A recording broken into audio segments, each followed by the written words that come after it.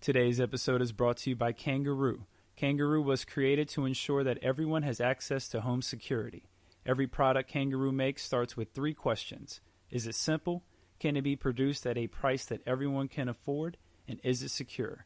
With Kangaroo, you never pay for unnecessary bells and whistles, and you know your data is going to be secure.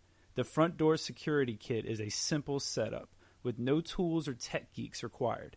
If you have Wi-Fi on a smartphone, you can use Kangaroo.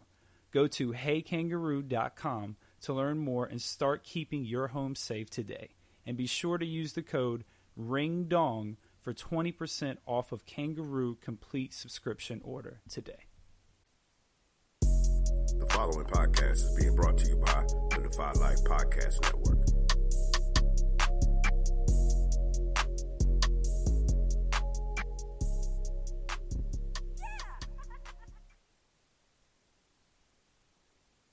Maybe we can still heal you. Why? So you could just lock me up? No. Just bury me in the ocean with my ancestors that jumped from the ships. Because they knew death was better than bondage. Oh, you think darkness is your ally? You merely adopted the dark. I was born in it, molded by it. I didn't see the light until I was already a man. By then it was nothing to me but blinding. The shadows betray you because they belong to me. In the hell do you think you are? Okay, it's not working out. I'm gonna need the suit back. For how long? Forever. Yeah, that's No, please. Let's have it. You don't understand. This is all I have. I'm nothing without this suit. If you're nothing without this suit, then you shouldn't have it. Okay?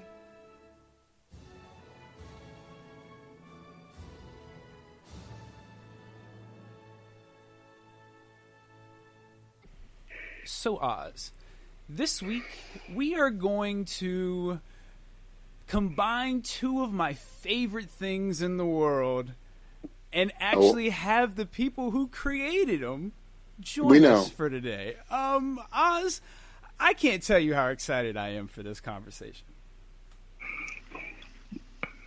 Us too. Listen, I was expecting my co-host to have my back right there, and he just left me. I reached for the hot tag. He's thinking for an honest answer. He's like, no. Because, so as usual, when if we're not together, and Regular Scott says this, and there's a pause, I'm like, should I? because there have been several times when he shuts me down real quick, and you'll see that during this episode. Well, so here, I'm gonna throw it out there. Yes, yeah. I know you're just gleaming from cheek to cheek. Yeah, comics, wrestling, aliens. Action, yeah, dude. Yeah. So for once, you're gonna have a good time on this show. Now, me, I may be silent. I may have to get several beers for this show, but don't forget.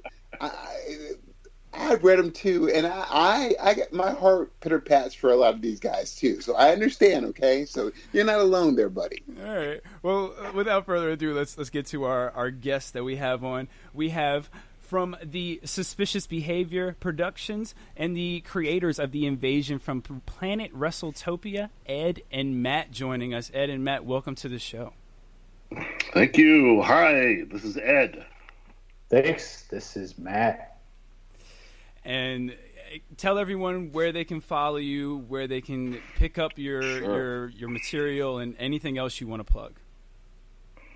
Yeah, well, it's basically the comic book that Matt and I, we created and we wrote, and we had some excellent artists with us on what is a 6-issue miniseries. Yeah, it's great. We ended up with Kendall Good as our artist, Gio Butler on colors, and Sal Cipriano on our lettering. And all 6 issues, I mean, the first 5 are available on Comixology right now. If you look for Invasion from Planet WrestleTopia, Which real quickly, if you don't know what it's about, which I'm assuming is everyone listening, it's about a disgruntled professional wrestler who declares himself galactic champion of the universe. TV signal goes out into space and is intercepted by a planet of wrestling aliens who view it as a declaration of war. So that's basically the concept behind this miniseries. And the sixth and final issue will actually be on Comixology next week on Wednesday the 12th, August 12th. And so, anybody wants to check it out, you can go there and see some samples or go to our website, Suspicious Behavior Productions, and see some sample pages. And we're also on Twitter at SBP_comics. And we're pretty active on Twitter. You can follow us there. Okay. Yeah, and one of the things that is very appealing about this comic is it draws you right in. And if you had any type of love for 80s or 90s for sure style wrestlers, the promos, just the entire setup of it all, it's very 80s and 90s, very almost golden era of wrestling type. It's very old school. I appreciate it. During some of the promos that were cut in the comic, I could hear it in a Dusty Rhodes voice. Oh my God, dude, for sure. Dude, like Ricky the Dragon Steamboat would be like crying. He's like, thank you. He's so great. But I have one. It's a long show, but I have one controversial question I have to ask. All right. Now listen, this is Matt and Ned. Listen, I'm not trying to get you guys to quit this show early. I'm not trying to get regular Scott to be upset with me, but I have to ask this question. I have to ask. Go for it. Are you sure that Nelson Mandela is Rory's number one fan? No, I have to ask. Again. I'm the one who has to ask the hard questions, but I need to know answers right now. All right. Matt will handle this. Technically, it's a mass-produced shirt. I mean, your arena is filled with people wearing the Rory number. But I really can't speak Nelson Mandela. The backstory here, the whole backstory is he was handed the shirt in the gift bag by the AWF, and he's like, okay, maybe it'll just keep like the nacho cheese off of my nice shirt, or I just throw this on. And I think so. Obviously, when WrestleTopians invade the planet Earth, there is a few scenes where the politicians of the world are like, oh my God. And I don't think any of them are happy that the fate of the planet rests in the hands of a washed up, because it takes 15 years for this TV signal to go through space and the WrestleTopians to come and land and invade our planet. And by that time, Rory is, just... He might have seen better days. Yeah, he's seen better days. A lot of hard miles he put on, and I don't think any politicians are happy about that it's all up to him. But they're doing their best to support him. It's the Pope looked excited. Admirable. The Pope looked excited. Yeah, the Pope when you see him be issue. So I think. Let's see. Yes, we're talking about issue 6, which again won't be out until the 12th. But yes, the politicians, when the final showdown between Rory and the true galactic champion, as he calls himself, Manifest Destiny, when that goes down, the important heads of state, they have to be there, right? Yeah. It's important. So the Clintons are there, and the Chinese president is there. Well, of course. Yeah, it's they have to be there whether they like to or not. It's a big deal. I'm not gonna lie. When you mentioned the Clintons and I saw them there, I was half expecting Monica to be somewhere in the background. This just hanging out. Just hanging out somewhere in the background. I was just expecting her to be around. 99. 99. It would have been right around time of the See scandal. what I'm saying? Well, I'm just saying, man. We really did. Like, I will say, like, there was a long debate as to who should make cameos in the audience, and we were like, like both Mandela and JP and JP too.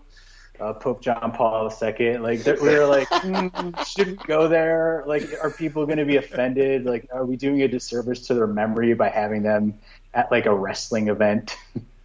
I thought it was great. Why would these thoughts ever cross into your head? Of course you should go there. We when we originally wrote some of the scripts and working out the story, we loved the idea of just like the first WrestleMania. Vince McMahon was kind of obsessed with any star power, and he had like Liberace, I think, was like the celebrity timekeeper, and it was just Muhammad Ali. Muhammad Ali was actually a cool celebrity, but he was just, Liberace, like he just had all these weird celebrities. He was so anxious for that attention, so we were gonna have Jared Fogle from Subway be like the referee. And that didn't age well. No. Yes, like a Subway sub, it does not age well. It does not. No, this is obviously before he was he figured out what he did with all his Subway money. We also at some point had Wendy the Snapple lady. Wendy the Snapple lady. Oh God. But then we got a little worried about, you can do like the Clintons and you can do Nelson Mandela because they are considered public figures. Right. But legally, it's a little more dicey when you're dealing with Wendy the Snapple lady. So we just made up some fake celebrities to be the timekeeper and the ref. And brilliant. It's so good. It sounds like there could have been a lot of bonus pages full of just random characters splashed throughout in the crowd. Yeah, one of those pull-out images where there's like 6 pages in one, and you keep pulling out a different page, and it goes bigger and bigger.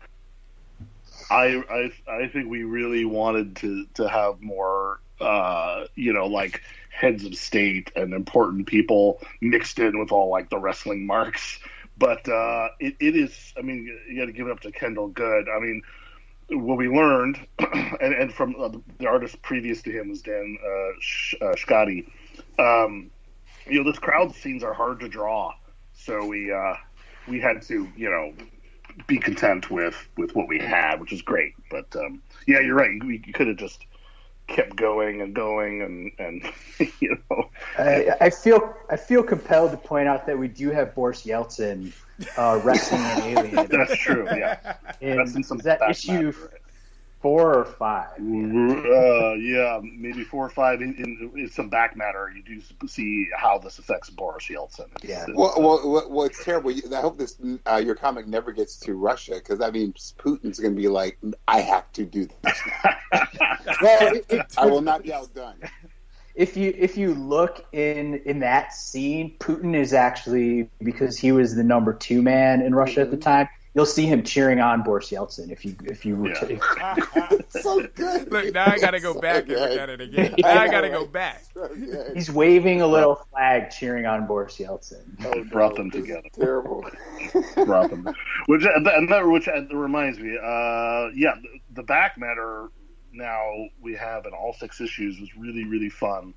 And those are going to be exclusive to our single issues. So we hope to do a trade, and maybe and we hope to get the trade in print, but we won't reproduce any of that back matter. You will have some. The trade will have some of its own unique back matter, but I think the single issues are still worth getting digitally if this sounds like it's up your alley. And those like you said, the little back parts are really cool, like with some of the cards that you guys book on there, and like some of the all that stuff. Like that's really a nice touch to it, and it is very. It's so old school wrestling, man. That's very cool. I love. Yeah. But before we get too deep into things, allow me to set the table. This is Take a Knee for Marvel vs. DC. I am your host, Regular Scott. I am here with my co-host, the comic connoisseur, the mighty Ozzy Killmonger. Oz, what's going on? Yeah. What's up, good people? And we are here with Matt and Ed, the creators and the visionaries of the invasion from Planet WrestleTopia. The old school wrestling and comics come together, the ultimate mishmash. What you gonna do when WrestleTopia comes down on you? Wow, Oz, I'm impressed by that. That was very impressive from you. That was very impressive. Buy the comics and find out. Now look, here's the real question, Oz. Where did that phrase come from? That is the Hulkster, son. Okay. I'm just Dude. checking. Just checking. See, regular Scott, you just disrespect me. I just ripped my shirt and no one can see it. I just ripped it apart. Nice. You ripped your son's shirt, dude. That's what you did. Why you do that, man? Leave your son's clothes alone, man. Hey, regular Scott, I had to actually cut it with scissors before I ripped it. Come on, yeah, get it together. It's hard to do. You can find us on Twitter at Need for Marvel vs. DC. That's the number 4. You can email us at needformarvel_vs.dc@godefylife.com. Guys, one more time, if you don't mind, go ahead and plug all of your social media and where they can find your comic and find you on Twitter again. Oh, yeah. So real quick, Invasion from Planet WrestleTopia, the miniseries about a disgruntled pro wrestler declares himself galactic champion of the universe and sets off an intergalactic war with a planet of wrestling aliens, can be found on Comixology. And on Wednesday, August 12th, the 6th and final issue of the miniseries will debut. But you can actually pick up all. We're recording this on Friday the 7th, but right now the first 5 are 99 cents. I don't know why, but I guess they're having a sale. And the 6th one, like I said, on the 12th, and Matt and I are Suspicious Behavior Productions. You can find us in a couple places, but on Twitter we're SBP_comics. We're on Tumblr, Suspicious Behavior Productions at tumblr.com, where we're also pretty active. And come say hi. Come, no one says hi. We're constantly promoting shit. I feel the same way. Nobody says hi. A few people do. More people now than they used to. But yeah, come check us out. Nobody says hi. Oz, so you're not alone, Oz. Oh, I know. I was like, kindred souls. Okay. All right. So they're going to be joining us for this episode as long as Oz doesn't scare them off halfway through, because I want to dive into the comics a lot more and kind of dive into what was the inspirations behind it and kind of how they went about making the characters and how they went about making wrestling between an intergalactic alien and a human realistic. So. Or, comic-wise at least. So before we get in that, let's hit a couple news tidbits. Let's see what's going on in the entertainment world. There's not going to be a lot going on, but there's a couple things I wanted to touch on, and I'm glad you guys are on because I would like to get your opinions on this. So Mulan is going to be going to Disney Plus for $30. Oh God! I think it's a bit egregious, but Matt and Ed, I'll start with you two, whoever wants to lead off. What are your thoughts on the live-action Mulan, and what are your thoughts on a $30 price tag? What's your hot take, Matt? I have a confession to make. I never saw the original Mulan. But, yeah, 30 is a little steep. Like, 30 I'd pay for, like, a wrestling pay-per-view, but I don't know about a film in my own home. Like, that's even more than I would pay in the theater where I bring in a group of 4. So, I don't know. Yeah. I haven't seen any of them. My wife absolutely loved the Beauty and the Beast live action. Really? So you might end up getting it anyway. Well, no, it's funny. We had this conversation when that announcement was made, and I didn't realize this. Neither of us has seen the original Mulan. Oh, yeah. So I feel like we have to do some we have to go back into the catalog and watch the original Mulan before we can sufficiently enjoy the live action version of it. Okay. Ed? Yeah, I mean, in regards to like Mulan itself, I'm with Matt. I never saw the animated film. I'm not super interested in Mulan. However, I'll say this: not too long ago, when my kids were a little younger, we'd go see like every Marvel movie because my boys were into the Marvel superheroes, and I liked them too. And my wife would come and be a good sport. When you take 4 people to the movie theater, and you're buying popcorn because you gotta buy popcorn, it comes out to way more than 30. It's like double that much to go see a film with a family of 4, or even 2 adults. I think you'll pretty quickly you spend over $30. So what I heard was that it's $30, but as long as you're a subscriber to Disney Plus, you can watch it whenever you want. I mean, I think if you're into Mulan, it's not so bad. Like you may come out ahead of a trip to the movie theater, and you could watch it multiple times. And I might do it for other films where I'm more excited about. Like I might do it for the Black Widow movie if I hear that it's good. If I hear it's cool, I might do it. It's a test. It's a test for people. Oz, go ahead. What do you think?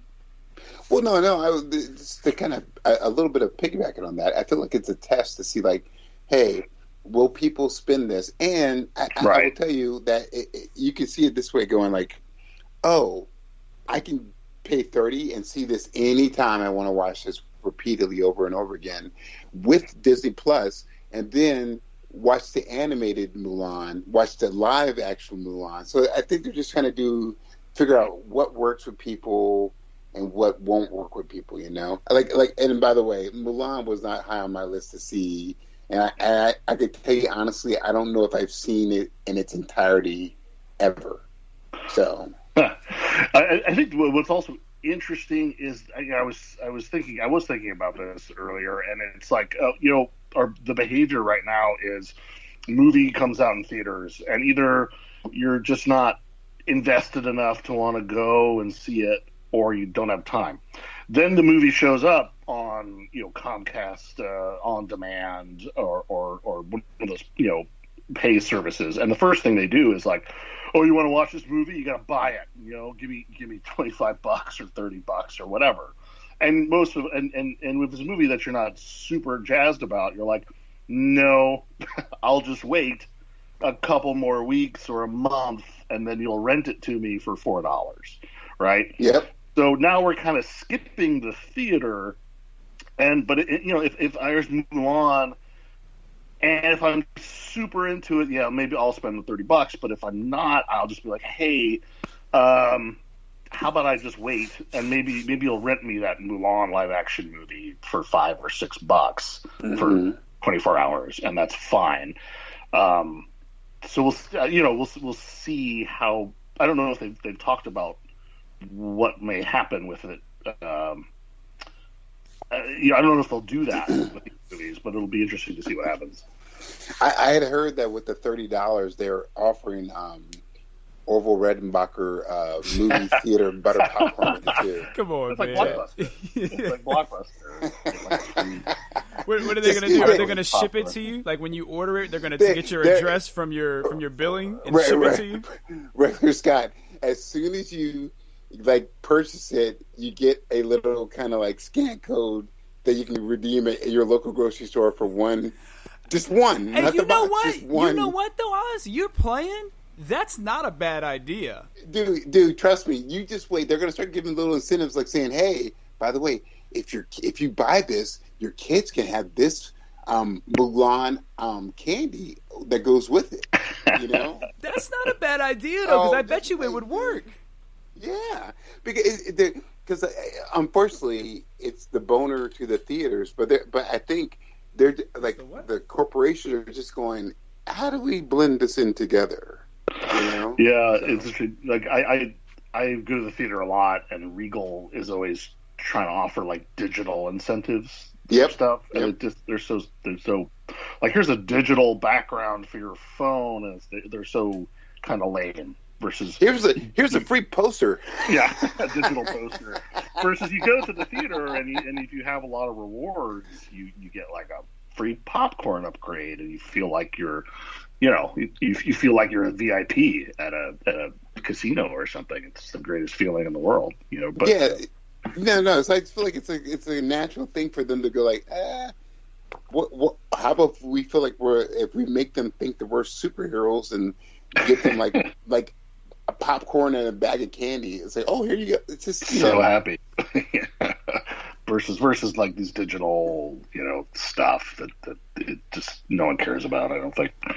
Yeah, if they start giving me free candy and popcorn and a soda that I can redeem and watch this movie anytime I want to, I'm like, our benevolent overlords are great to us. Yeah, I'm back at the theater. I'm risking getting COVID-19 if I get free popcorn to watch Bill and Ted 3. Yeah. Well, I guess I'll be that guy. I have seen Mulan as the original Mulan. I heard it's good. It is Ed good. And Matt It's not bad. Several times. Dude. No, not he's several cried times. every time. I've seen it a couple times, but it's not bad. It's a good movie. It's not bad.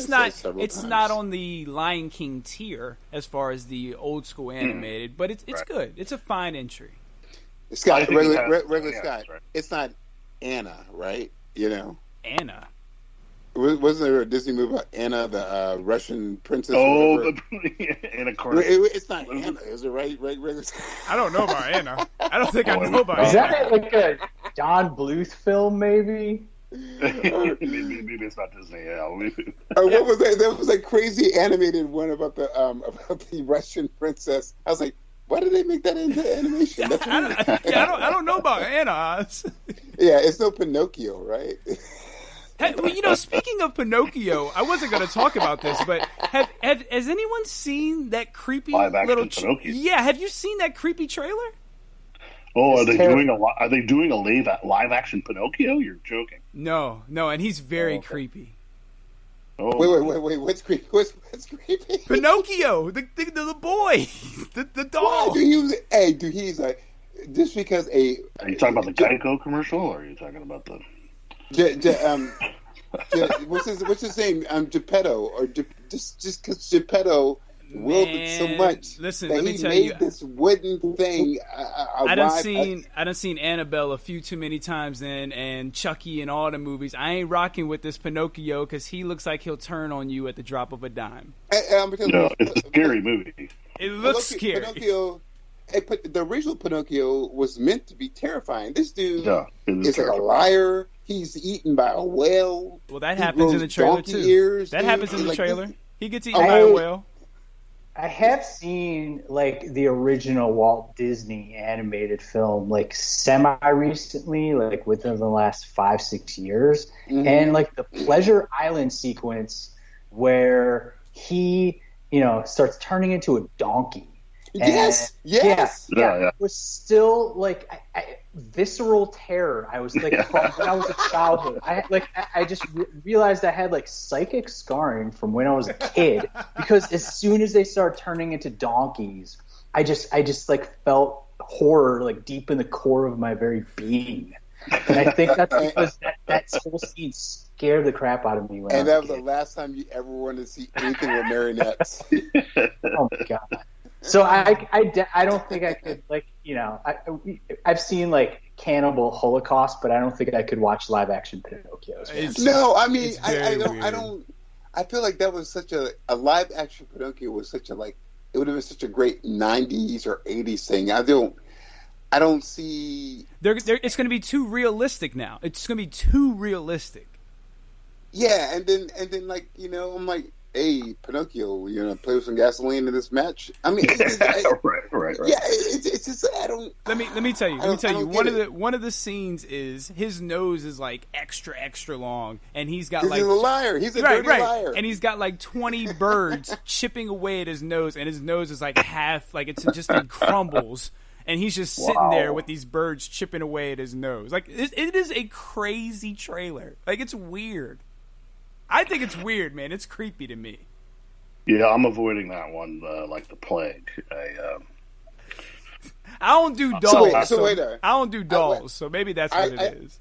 Yeah, and I'm not trying to be the weirdo with this. I apologize, but okay, a little weird. But so, is it cannibalism if the birds are eating his nose, or is it just like, hey, it's a bird, I'm eating wood? What is it, dude? I don't know, man. He gets kidnapped, and it's man. I don't know, man. I don't even know who the target audience is. Right, that's a good point. Like I don't even know who the target. It can't be for kids. It can't be. No. I'm going to say something really bad, and I apologize. It's like it's for NAMBLA and like people who like wood. What were you going to say? What were you going to say, Ed? I wasn't going to say NAMBLA. I'm so sorry. I think there's the nostalgia factor, or if it's just like maybe this will terrify my child into behaving because I'm so goddamn. This will make my child not kid. Lie anymore. Yeah, could be like the Woodworkers Guild of America, maybe. That could be the target audience. I hear the two biggest mafia groups in America are the maple syrup industry and the Woodworkers Guild.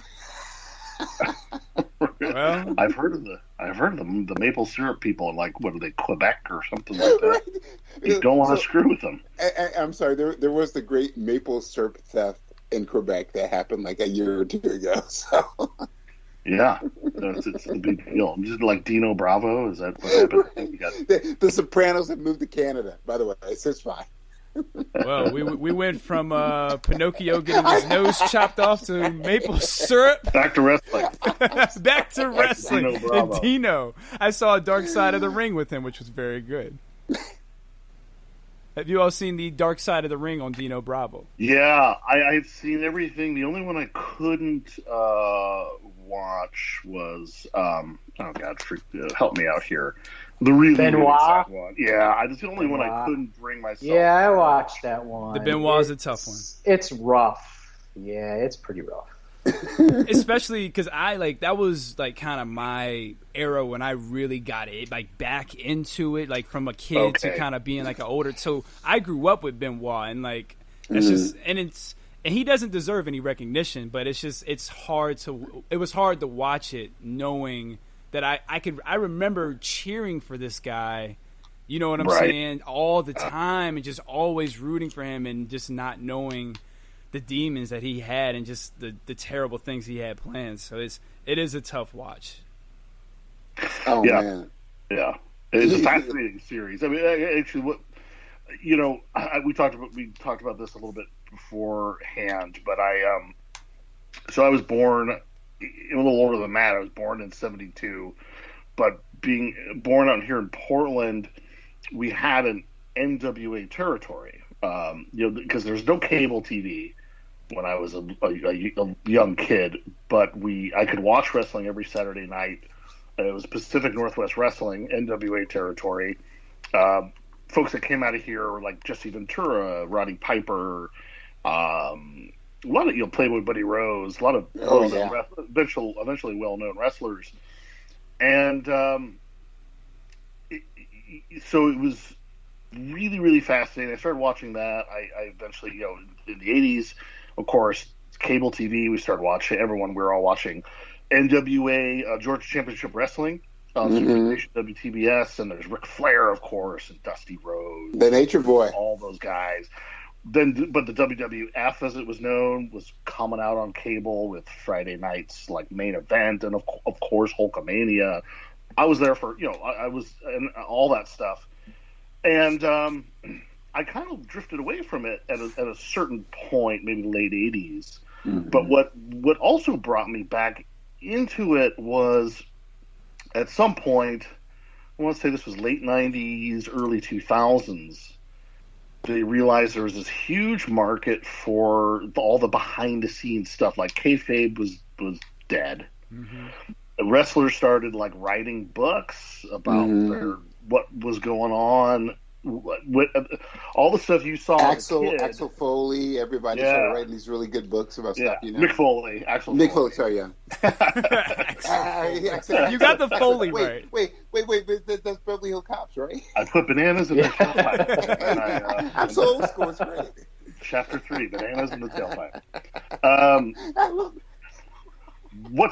Kind of what sucked me back in was reading all these behind the scenes stories, books, and YouTube interviews where the wrestlers would be like, "Yeah, this is what was going on that night," and you're like, "Oh my god," or "This was what was going on, you know, for that year or that program I worked with Hogan. This is what it was like," and this is, you know, it was utterly fascinating to be brought into that sort of outlaw culture and hear the backstory about all the wrestlers and all the antics they got up to that you had no clue, you know, while you were a kid watching and cheering for these people.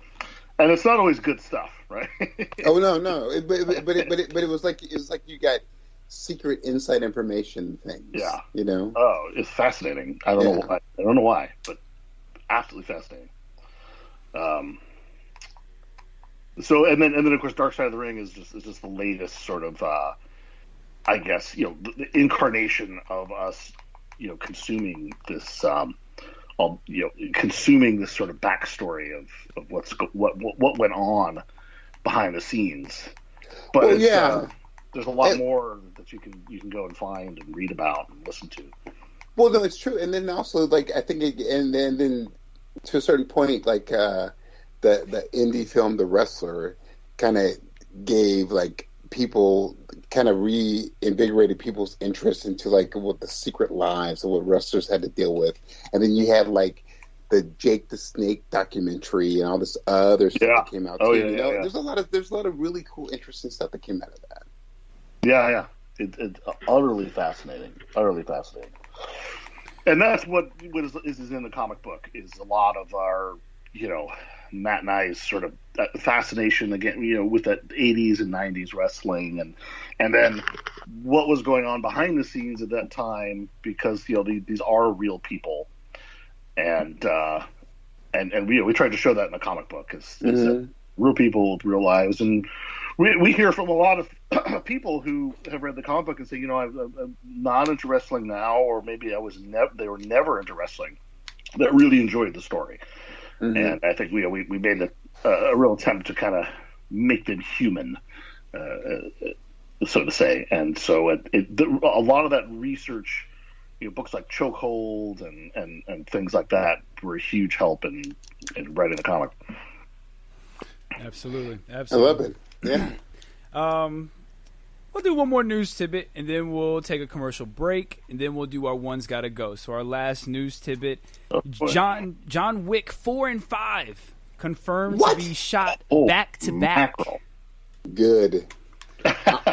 Why not? I'm all in. All in. So we already knew 4 was coming, but now 5 has been confirmed. They're going to shoot them back to back. I'm guessing this has got to be the end of his chapter in this book that they're going to tell. I'm assuming they're going to expand the universe even more. Chapter 5, Carrie-Ann Moss comes in. No, this is not the bootleg Matrix. Don't turn it into that. Chapter 5, Carrie-Ann Moss and your boy from Bill and Ted comes in. Stop it. And it's an all-out blood fest, and I'm in. I'm all in. Now listen. Now, Matt and Ed, I told Regular Scott, and I always tell Regular Scott, this is the thing. Yeah. The John Wick stuff was like, it's about just Keanu being Keanu doing his thing, but it's also about like stunt choreography. It's about like, it's made from action stunt guys. And I said, the only thing they have not done so far in the all-out fighting is a good underwater sequence and a good like skydiving aerial sequence, and that's it. Right. Those are the last two elements they need, dude. They had horses and motorcycles. Those are the two ones, like a badass fight scene like those two, and that's what we need. Or space. We haven't got the weightlessness of anti-gravity. so thank you very much. Those three, those are the ones, man. Sure. And The Moonraker. it's so great. Right, yeah, exactly. Yeah. Well, you got 2 films. I kind of feel like the 5th one's going to be just like B-roll footage they couldn't squeeze into the 4th one, but that's okay. Not complaining. Yeah. Matt, what do you think? Oh, I'm sorry. I thought you were done. Go ahead. No. I've enjoyed the John Wick films. Mm-hmm. I have no idea what they're about, but they're really cool to watch. I'll be there. I'll be there for 4 and 5. You know, maybe if they're, you know, maybe we'll get a deal like $30 each or $50 for 2. I'm probably down. And lots of free popcorn and candy. $50 digital, for 2. Wow. Digital wallpaper. Now, regular Scott, they might give away a free a couple free bullets for some tickets. Ooh. Matt, let me ask you: are a couple free bullets enough to get you to buy John Wick 4 and 5 for $50? Well, I don't own any firearms per se, so I don't know exactly what I would do with bullets. And also, bullets aren't very expensive. Put it in someone's, what does 2 bullets cost? Put it in someone's mailbox. Yeah, you order and then just a bullet appears in your mailbox. Wait, Matt. Wait. 2 really excellent slingshots. Okay. Oh, yeah. Ah, we're cooking it. Matt, what are your thoughts on John Wick 4 and 5? Well, I'm in. I actually used to maintain an action movie blog. I don't anymore. I converted it to an action movie Tumblr. So the John Wick movies, as a writer, they're just kind of so-so. But as an action fan, yes, you can certainly kind of deliver some of the best choreographed action sequences of the last decade. Listen, they made Halle Berry cool again. Okay. I have that itch, the Halle Berry itch, and the action movie itch, and John Wick scratches both. Yeah, we've talked about on this show. We've agreed that Halle Berry has erased all ill will, or at least 98% of it, from Catwoman for her performance in John Wick. Catwoman does not exist. After she did John Wick, Catwoman was like, okay, we can forgive you. Okay? Have you seen Catwoman? Not recently. Not recently. No. Okay. Yeah, when it first came to cable, I watched it, and I could enjoy it the way I enjoy Batman and Robin, and, purely if I've had a few beers, and we're kind of doing it MST3K style and cracking on it and enjoying it ironically. It's not as I actually have gotten to the point. I have seen Batman and Robin way more times than I would like to admit. Hey, I'm the same way with Batman Forever, so I feel you. Oh, Jesus. I can tell you, after watching Catwoman, I can say I had the most peaceful sleep I ever had in my life. So, during the movie, of course, but it's fine. So. I can watch it like you say, Matt, until the basketball scene. Once that happens, I can't even deal with it anymore. Yeah, I definitely. I was watching it with my friends before we went out on some Saturday night, so there was probably a lot of alcohol consumed. Because I don't even remember a basketball scene. Dude, I don't remember being a cat. I'm sorry. Oh man! All right, but I'm excited. He delivers. God, this dude. He is who he is. I intentionally skipped you, Oz. Oh, I know. No, I'm just playing. No, Ray Scott, I know. I was trying to get to the break before you realized it, and you caught me. Oh, I know, dude. Come on, dude. No, go ahead, Oz. But Keanu always does Keanu. But man, they're just, if you want to be, I had a friend who once described it to me, and he said that if you want to have a good appetizer, go see this movie. But if you want to have if you want to go ahead and go for the full main course of violence, try some John Wick. I was like, I love that. Sure. Well, there you go. All right, we're going to take a quick commercial break. We're going to come back, play One's Gotta Go. We got plenty more with our guest, Matt and Ed, we got a lot more fun to go. A lot more shenanigans coming your way. We'll be right back. Bring on the shenanigans.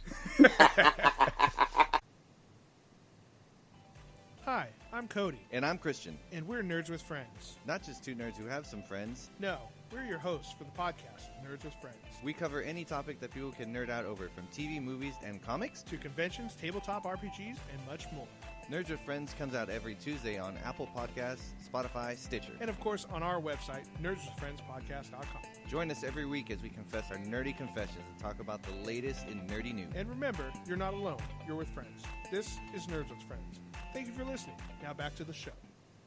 And we are back. Make sure you are checking out the Nerds with Friends podcast. You can find them at Nerds with Friends. Our good friends Cody and Christian. And Oz, they do want to hear your story about going down the hill for the Bulls. No.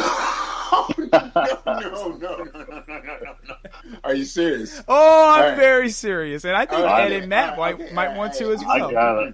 I gotta hear it now. All right, so I will say this. Hey,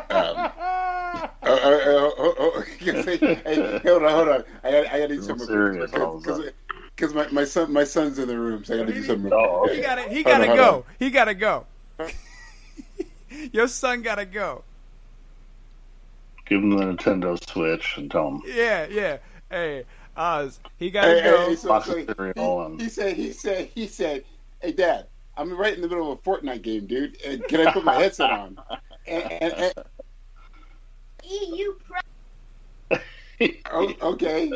So, all right, you ready? Here we go. It goes like this. Getting that headset. So it goes like this. All right. So. Come on, dude. They're waiting. Real quick. So the story goes, there's these two bulls, an old bull and a young bull. They're sitting on top of this hill, and the old bull looks at the young bull and says, "Man, there's some pretty cows down there. There's some beautiful, beautiful cows down there." Mm-hmm.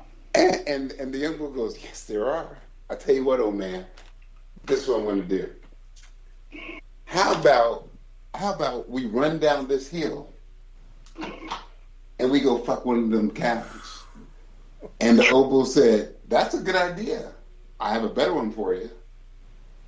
How about we walk down the hill and fuck them all?" And that's something your son really should hear anyway at some point. I don't know why you kicked him out of the room. Good advice. So there's your. I will be telling him this story next year, not this year, but next year. Okay? You just go, yeah. So and what made the story significant is because it had no relevance to what we were talking about. He just randomly told us. So he was like, "Hey, I got a story to tell you." Well, no, it kind of did. It is that story is all about patience and perseverance. It's not about like, let's do it quick. You can go ahead and do it quick, but you're exhausted. Why not just take your time and survey the land and scope out stuff as opposed to going, okay, I got this one, and that one you got may not be the great one. Well, okay. our friends at Nerds with Friend podcast, there's the bull story. Enjoy. There's the bull story. All right. Ed and Matt, we like to play a game here on Take a Knee. It is called One's Gotta Go. You might have seen it on Twitter. They put some of those up. We like to play it here. And I have 4 choices, 4 movies. And one of these movies has to go. It has never been created. It never existed. Oh. Okay. Oh, hey, wait. Before we start, get your pen and paper out. No, I'm not going to do the pick 4. I'm not going to do the pick 4. God, I'm going to just do the One's Gotta Go. Don't worry. Dude, this dude literally goes, hey, we're going to do pick 4 out of 400. No, come on, man. I'm like, wait, what? It's like 16. Yeah, maybe 30. It's fine. All right, here we go. Work for it. Yeah, you got to work for it. You can't make it easy. You got to work for this money. Here we go. Your 4 choices are The Dark Knight, Captain America Winter Soldier, John Wick 2, Spider-Man 2. Hey, Gone Forever too, by the way. So we have to pick one of those, and whatever we pick is gone forever. Gone forever. like never existed. The ramifications of it never existing are there. It's never. It's just. It's disappeared. Well, as you can see, these are all sequels, so there is no sequel to the movie. Mm-hmm. Gotcha. Well, so would it go from like John Wick to like John Wick 3 then, and everyone's just like, what happened? Nope. There is no John Wick 3. There's nothing after. Because of the consequences of what you eliminate. My goodness. Totally have. I don't have proper words because of the beer. Ramifications for the other the butterfly effect. It's like yes, right. Yes. All right. That's what happens when you run down the hill instead of walk down it. You fumble over your words. I should have walked into one beer, not ran down into the southern. Right. So this is a really easy one for me because I'm looking to make enemies and get flamed on Twitter. But it would be The Dark Knight. Wow, dude. I know I'm not a Christopher Nolan fan. I did not like The Dark Knight, and The Dark Knight Rises was even worse. So regular Scott, Matt has come out hard. Matt came out. Matt even said he hates Tenet and hasn't even seen the movie yet. Oh Lord, okay. Wow. Dunkirk was okay. That's the one you give credit to? Of all of his movies, that's the one you pick as Dunkirk? Not Inception? What was the one following his first film? I've actually, it's Memento? funny. Like, I've seen them all. Man, Matt is like saying, literally, Matt is going, I said no. You blew my mind. You blew my mind. I'm flabbergasted. All right, I'm the only one. I know I'm the only one who's gonna pick Dark Knight. But no. Hey, Ed, I heard. I can't wait for you to hear. But I had some more thing for Matt. You're literally saying that you don't want Christian Bale to yell at the DP while he's trying to. This is what you're saying, okay? That was on the Terminator set, wasn't it? Yeah, see, I don't even know what he's talking about. Wrong movie, dude. I was trying to cite some stuff, man. It's fine. What you got for me, Ed? Okay, I really feel like, first of all, I love Christopher Nolan. He's my favorite. Please do not and you let can't wait to see controversial stance reflect on our purchasing decisions when it comes to Invasion from Planet WrestleTopia. I think he's fantastic. In all honesty, if you would have said Batman Begins, I might have been like, but I do kind of like The Dark Knight because I do like Heath Ledger as the Joker. I like the mood of of Nolan's Batman films. I think it's just the first one, Batman Begins. I found it honestly very hard to follow. Like it was. The first one literally had like. Doesn't like Gary Oldman say it's got to be the car? And doesn't he also say I'm getting too old for this shit? Like, aren't those literal lines from Batman Begins? Be that as it may, Batman Begins, The Dark Knight, I actually genuinely dig. I hate to say, what are the other three choices? I know just John Wick 2, Winter Soldier, Captain America, Winter Soldier, and Spider-Man 2. Oh, dude! See, so easy. Yeah, I hate to say it. There's no good choices here, but I feel like okay.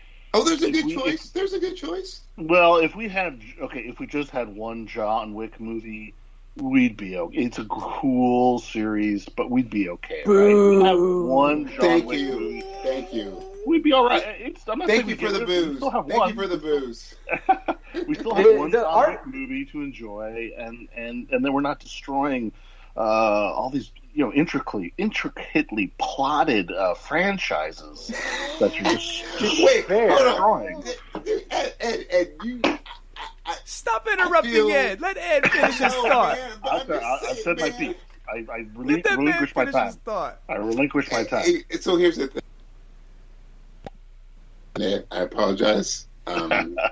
Regular Scott, you knew this was going to happen, Regular Scott. You knew it. Controversial picks, man. 2 controversial picks off the bat. What you got, Oz? Hey, I'm just saying, hey, and I want to say this with kind of love, but man, to you both and you, Regular Scott, because I know what you're going to say. Man, just throw Spider-Man 2 out there. Just get it out. Just get rid of it. Just get rid of it and trash it. Spider-Man 2 is a classic. I thought that was. I know. It's the best Spider-Man. It is the best. Thank you. It is the best Spider-Man. I know, but listen. If you sacrifice it, then we don't have Spider-Man 3. So say it again, Matt. Say it louder and say it prouder. If you sacrifice Spider-Man 2, and yes, Spider-Man 2 is the best Spider-Man movie. I know. Yes, true. You would never have Spider-Man 3. So then what happens, though, is then you lose not 1 but 2 Stan Lee cameos. But then you have this one amazing standout Spider-Man, and it's set in gold, right? I'm biased about John Wick, obviously, but dude, Captain America, we haven't even talked about that. That's because nobody's gonna pick that. Well, that's a living, breathing superhero John Wick. You know? Okay, well, you made your pick. You went with Spider-Man. You got rid of Peter Parker. That's what you decided, right? You decided to get rid of the neighborhood, the friendly neighborhood spider. I know, man. Aunt May is she hates my guts. I'm like, I'm sorry, Aunt May. I'm not trying to. One of the best scenes in comic book history when they take him and save him after he saves them from falling, from the train. No, hold on, Regular Scott. Come on, man. That's an iconic Regular scene. Scott, now hear me out. When he is you see his arms bend back unnaturally because he's trying to hold that train. Come on, man. When he is really using everything in his willpower and his body to do it, and they're like, "Hey, we won't tell anybody." Oh, I cried. Yeah, I cried. But I'm just saying, man, I can't get rid of all the rest of them for that. I can't. All right. Toby knows. Toby's gambling on me too, but Toby knows. But I'm just saying, All right. Well, now that we've alienated every fan base.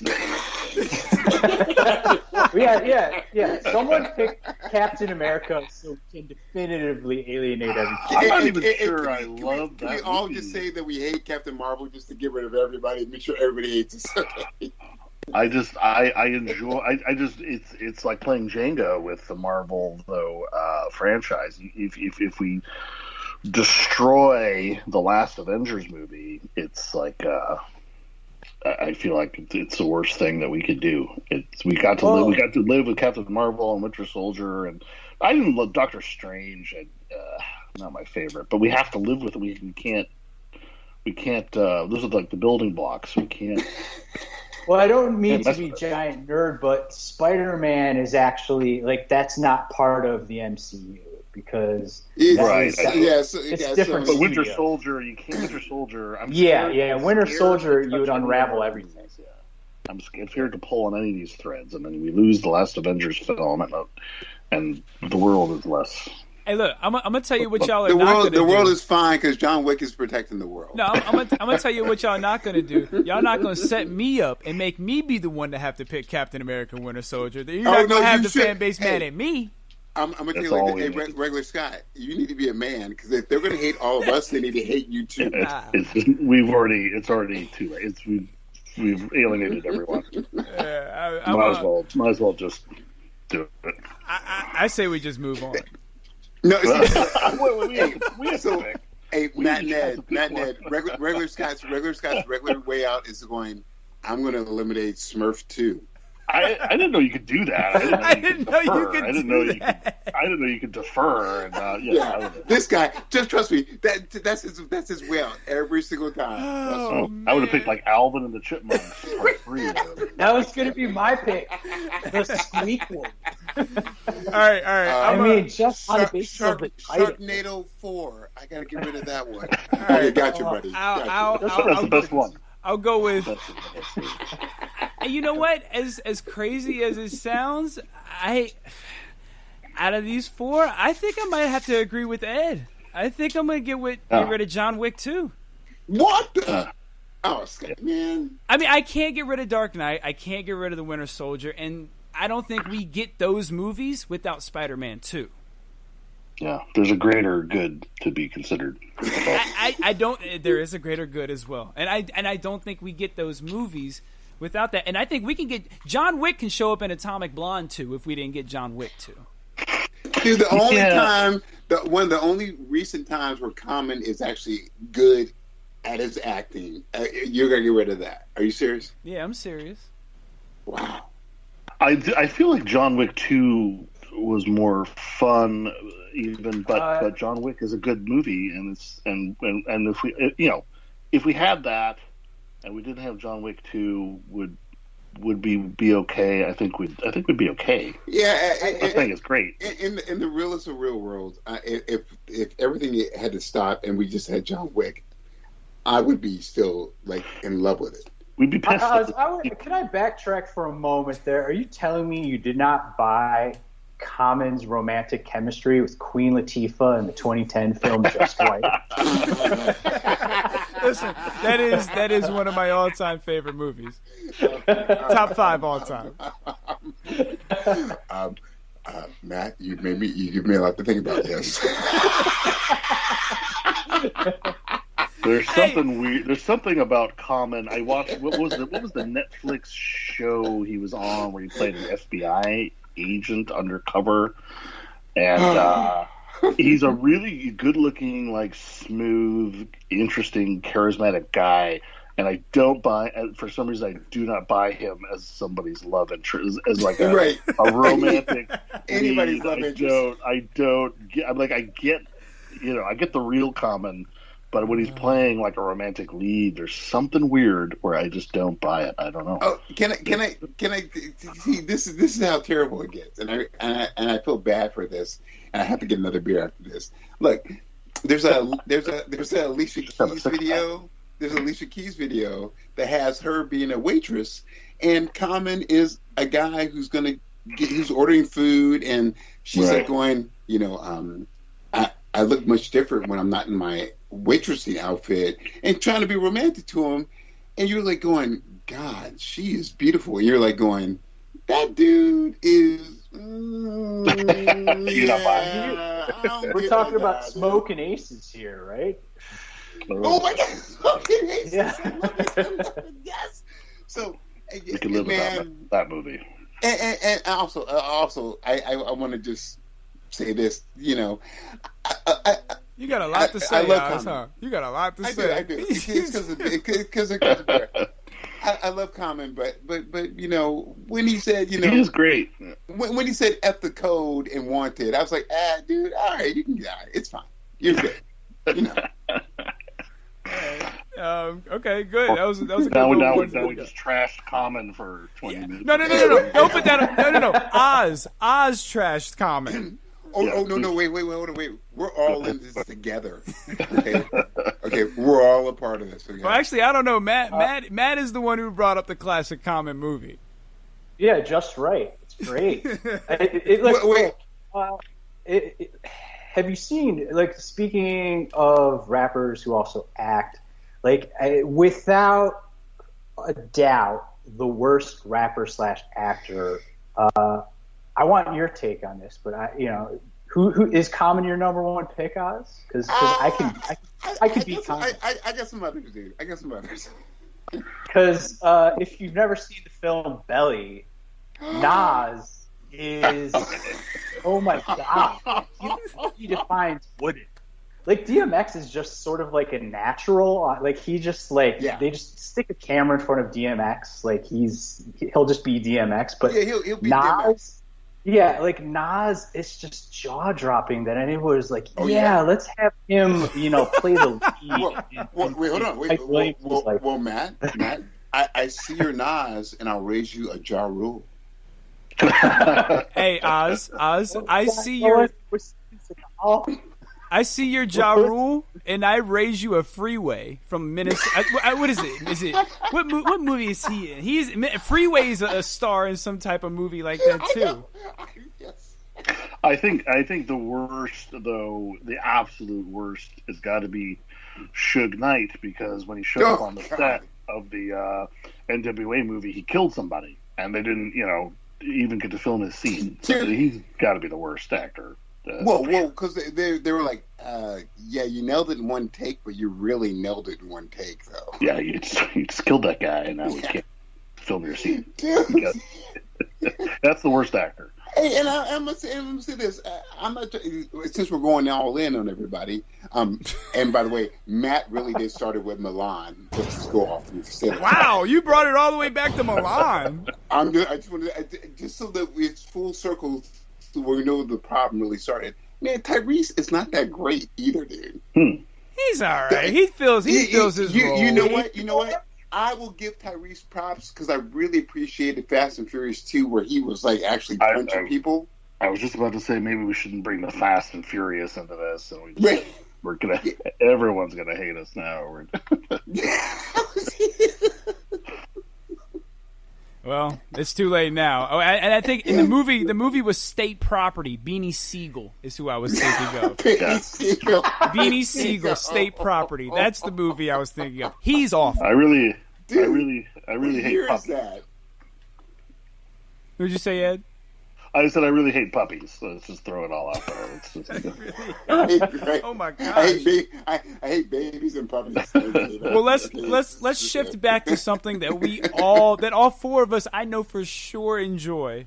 Okay, one thing I know we all enjoy, and that is the invasion from Planet WrestleTopia. Oh yeah! Oh my God! So we can all agree on that, though, right? When that movie franchise comes out. Can we all agree on Manifest Destiny? So you bring up, and so a couple spoilers. We're not going to give away any plot details, but we are going to talk about some of the characters and whatnot. Don't worry too much about spoilers, with the exception of maybe issue 6. Like anything else is fair game. Okay, so everything except issue 6. They had their chance to check it out. Yeah. Okay. They had like 2 years to read the first 5 issues. Okay, well then here's my spoiler alert for everyone. A couple spoiler alerts. This will be a spoiler-esque filled rest of conversation, except for issue 6. We will leave that one out. So let's talk about some of the kind of inspirations behind the characters.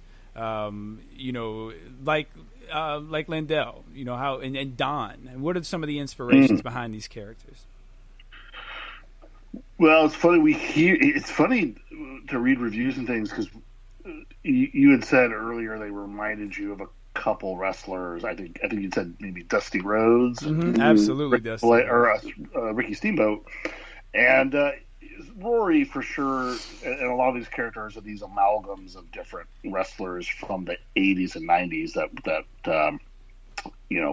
really fit the bill.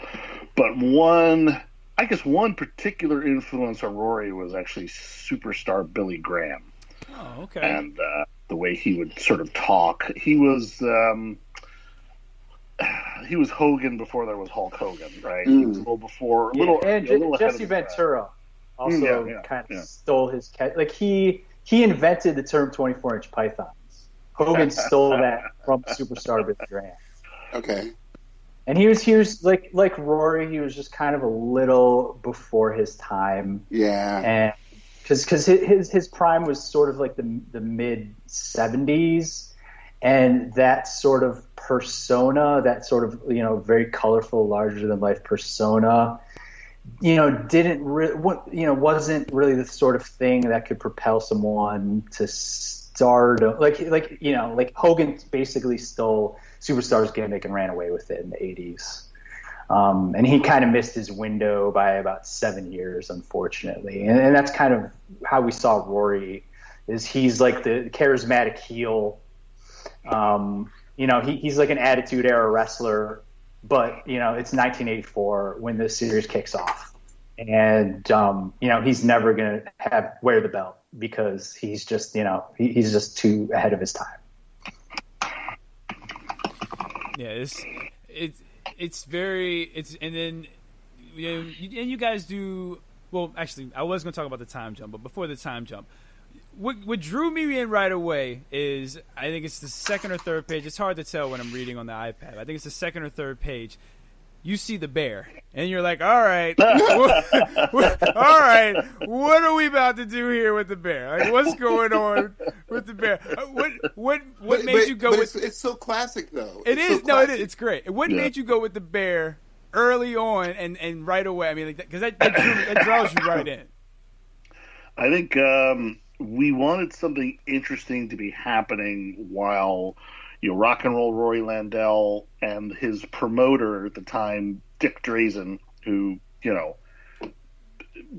obviously pretty heavily influenced by a Vince McMahon type. Yeah, oh, absolutely. This is where this is where Rory finds out that although he was promised that he would win the belt on this big pay-per-view, become world champ for the first time, the promoter, Dick Drazen, retracts his promise, says, our babyface champ is going to keep the belt. We just wanted something interesting to be going on in the background, and I think what we liked about it was, wrestling a bear happened in wrestling, if you're not familiar, and it was somewhat common. I want to say by the 80s it probably was much less common, but I love that this promotion that's struggling to go national still thinks that, like, a wrestler in the ring with a bear is good business.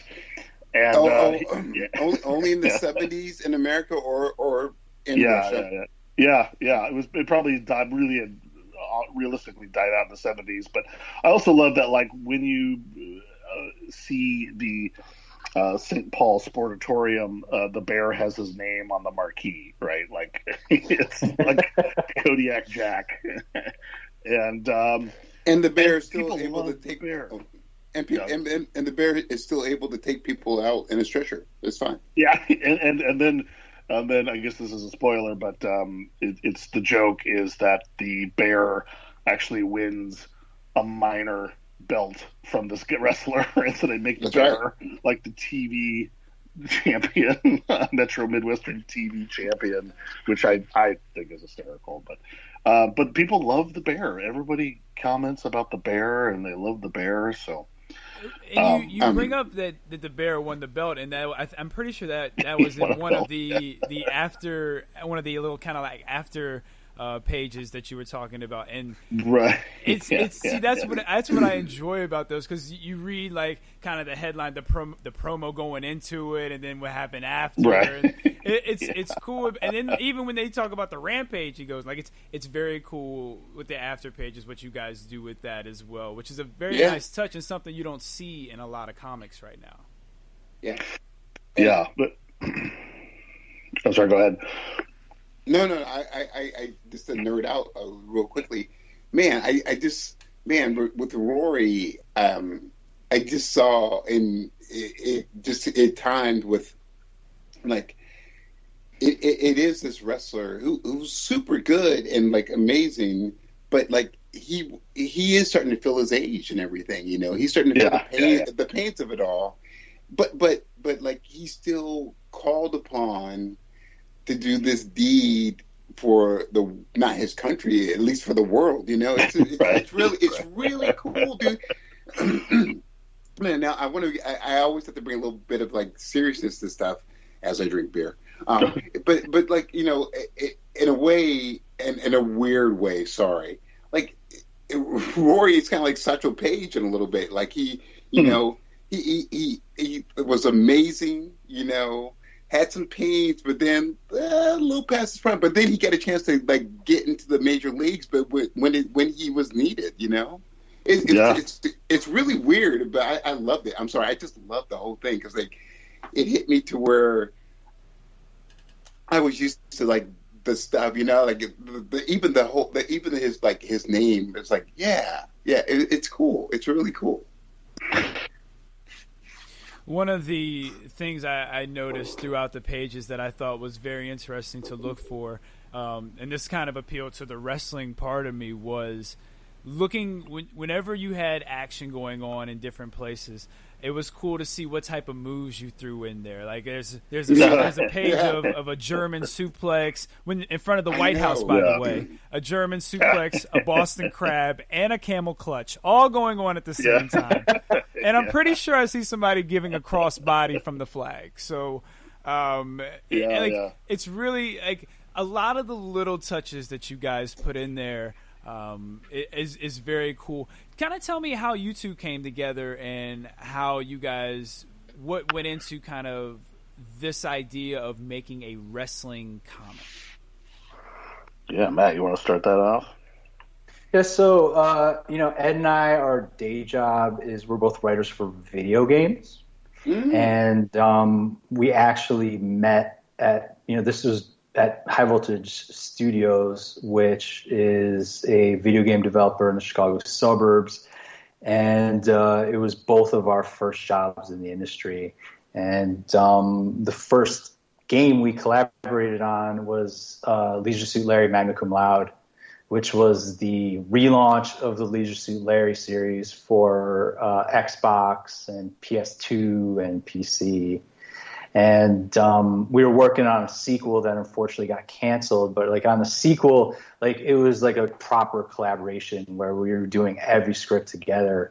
And we just kind of found, we clicked. We had real good creative chemistry. And, like we wrote, after we both got laid off at the same time, we found ourselves with a lot of free time on our hands. And we collaborated on a screenplay. Yeah, Matt told our bosses that he hated Christopher Nolan, and then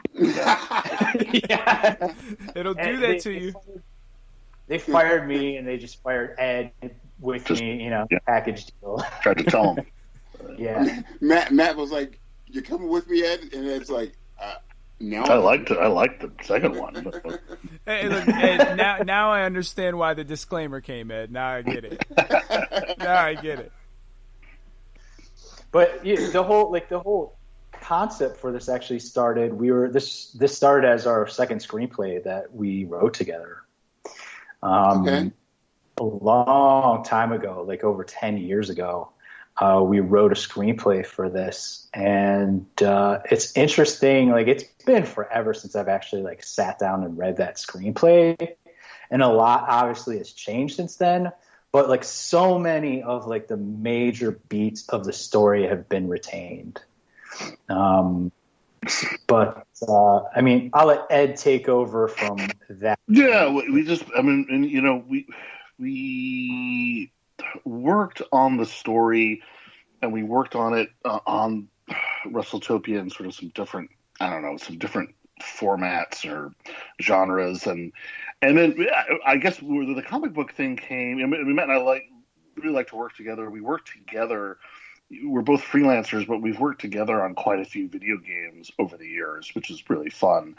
And the screenplays, we've done multiple screenplays together, and they're really fun to do. But nobody cares. Like nobody wants to read them when you're done. Your parents don't want to read them. It's So I think it was just with WrestleTopia. We're like, man, at least for my part, I'm like, I don't want this story just to disappear into the ether, and we got to bring this to life. And with comic books, it's attainable, right? Like to make 6 issues of a comic book, and the first issue is 32 pages. The last issue, number 6, is like 47 pages. The other 4 are your standard, 24-page comics. But it's not cheap. But it's something. It's possible, right? Right? Like it's something. We don't have millions of dollars to make a video game out of WrestleTopia or a movie or a TV pilot, but we could make a comic book, and that was the attraction. Was like, okay, we could make a comic book, even if it was just digital, and we put it out there for whatever Kindle and Comixology. It will exist in the world, and if it never finds an audience, at least it's out there and it's there.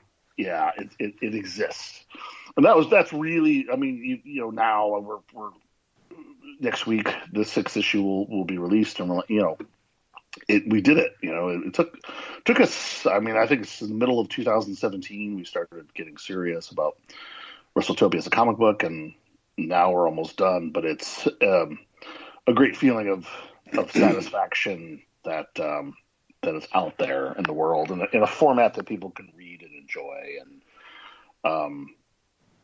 so it's been awesome. And obviously we hope that we will find really connect with a large audience and all that stuff. But if nothing happens like that, if it doesn't happen, I'll still be super glad that we did this. But is there something to be said about? I think that even you guys releasing it digital, like it still is like when you're, whether it's like seeing it on a screen or seeing it on a caveman's wall.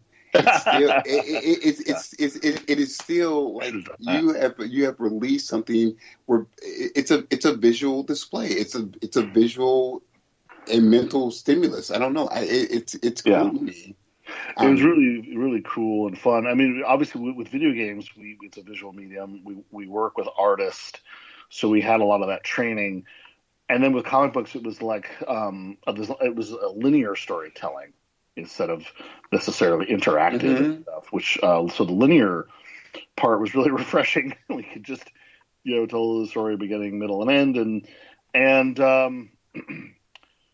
but yeah, I mean, comic books is really fun. It's like this hybrid of, it's like unlike movies, you don't have to feel like every single second is super precious, and you had better make sure every single second is incredibly efficient.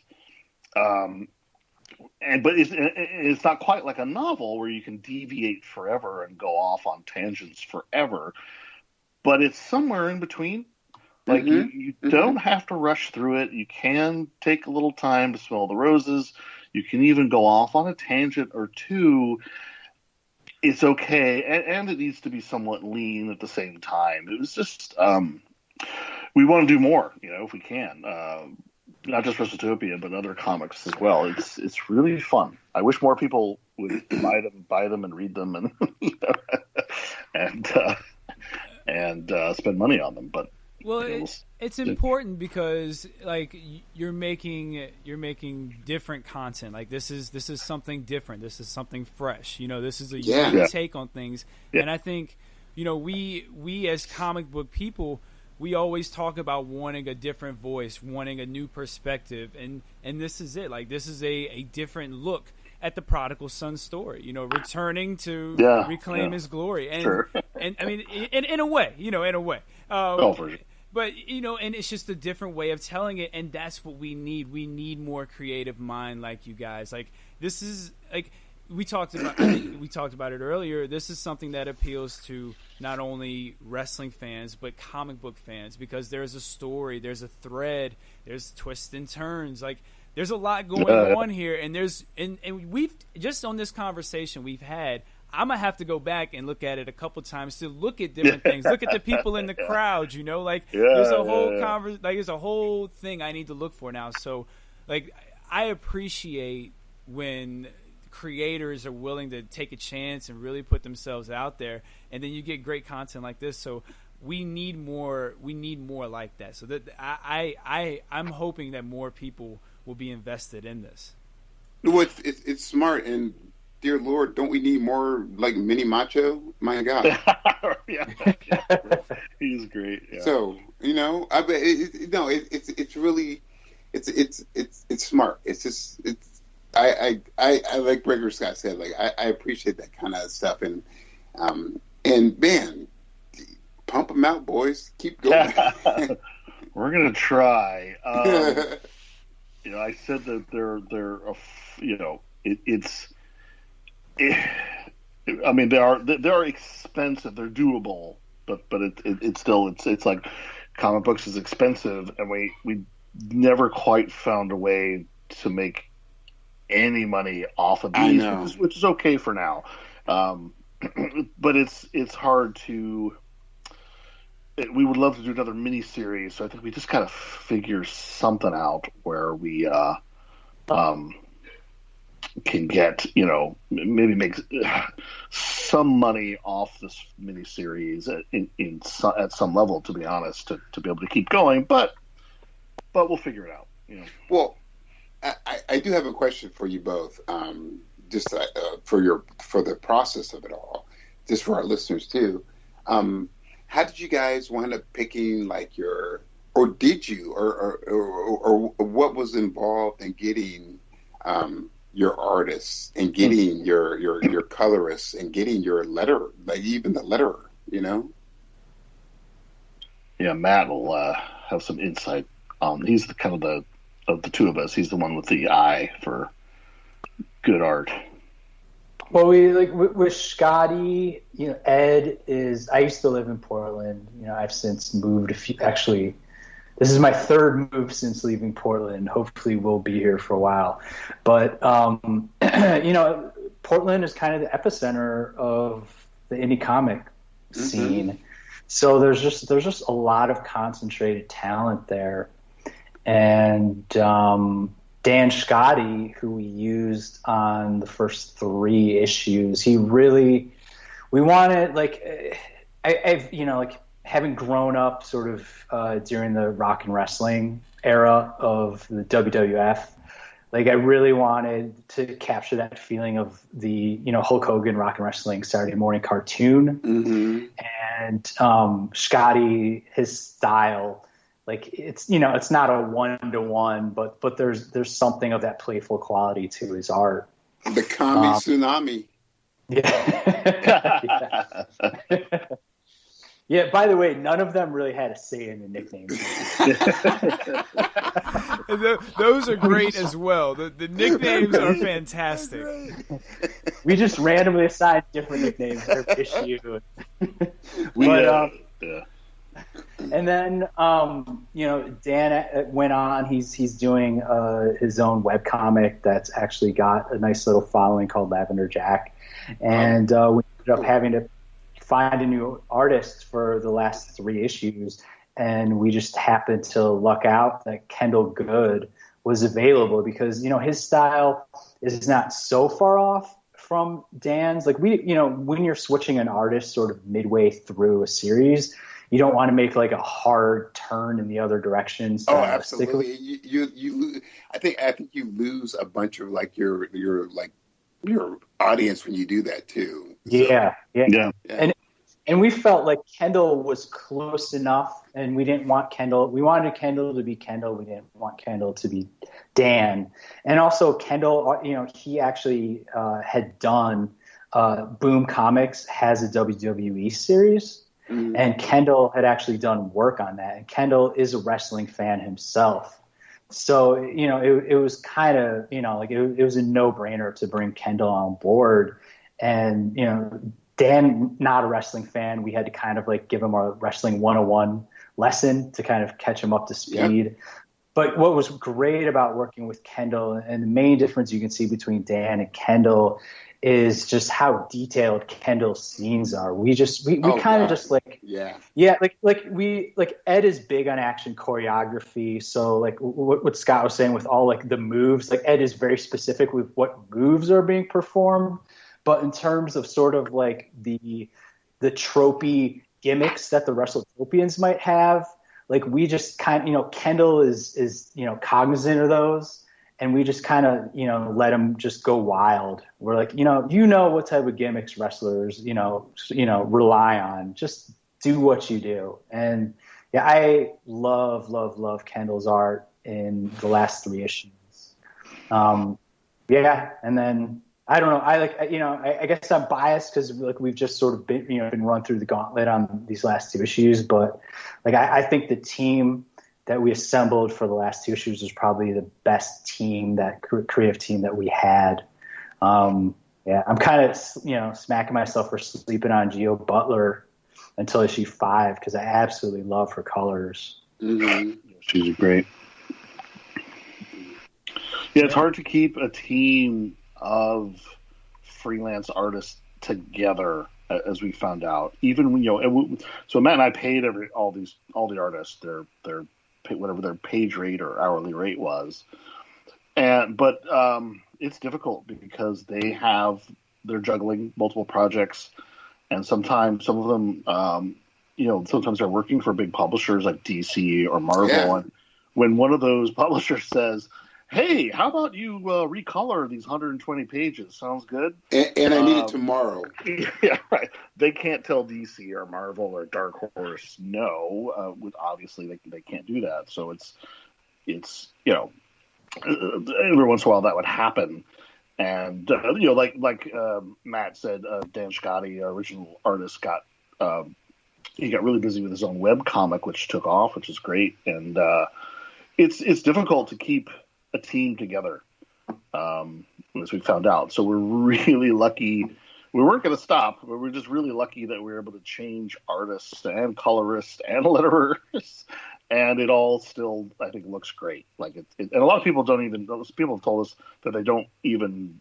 Some people don't even notice the switch when between 3 and 4. So that's good to hear too. Again, like this is what I'm talking about. I didn't notice. So now when I go back and look for the people in the crowd and the different moves, I'm going to be looking for the little things in the art and whatnot. But I think that's a testament to you guys being able to pick good talent to keep it going and keep the train going. And like you even said, Matt, that you thought this was the best team that you all had assembled. So this is very good. This is very good. Let me ask you guys, who was your favorite character? Matt, who was your favorite character? Kodiak Jack. Okay.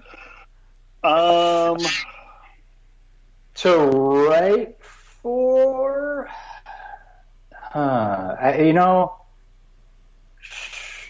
it's a tough one because they are all our little mind children, our little brain children.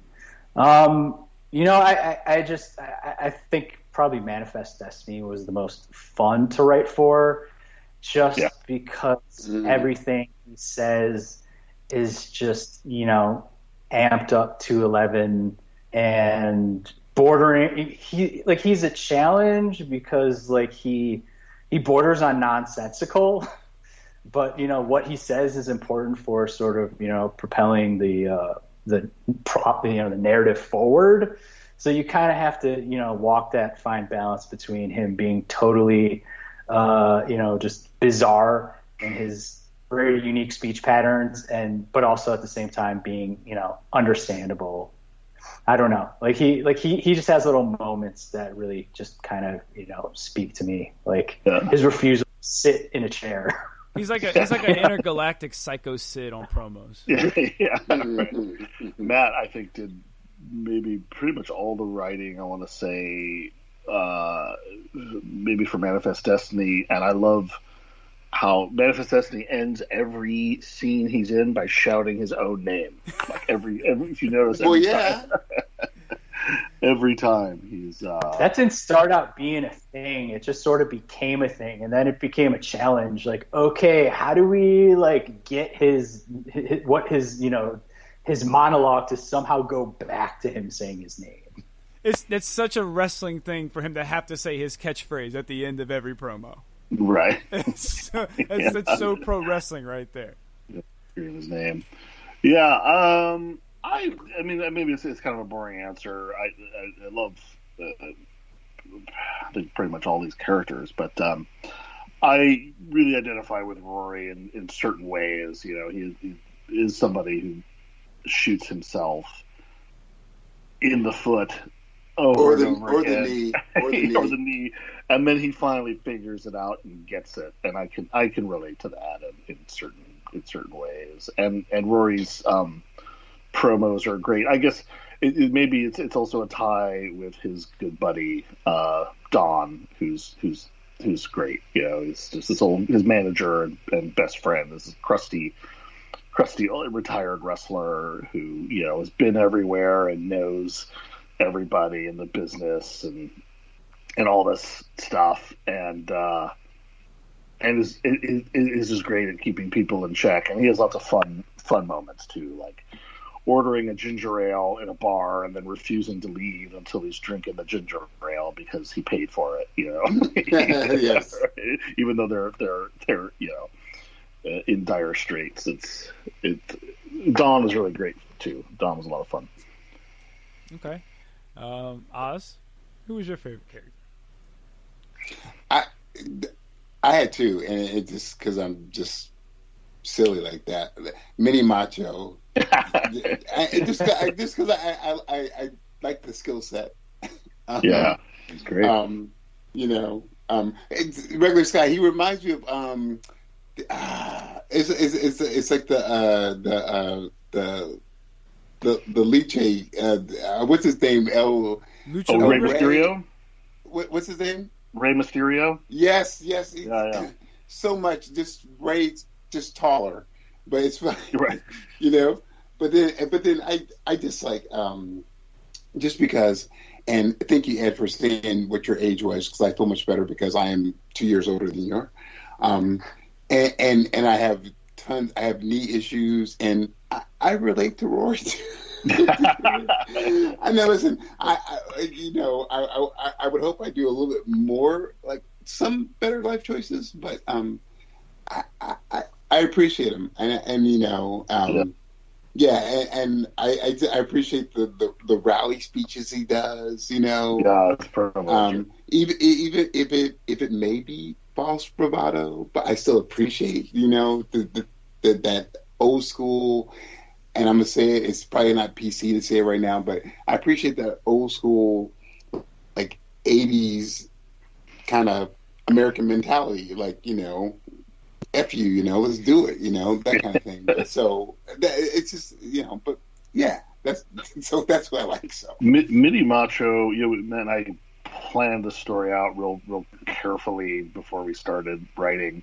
Mini Macho is probably the one character where who had his role expanded. I mean, he was just gonna wrestle Rory one time in Casino, and it was gonna, and that was supposed to be it. And then we just kind of thought, like, man, we loved Mini Macho, and we thought it kind of made sense that he should tag along. And he became, he has an important role to play in the whole story. So he's probably the one character that we were, was a happy accident to be in there the whole time.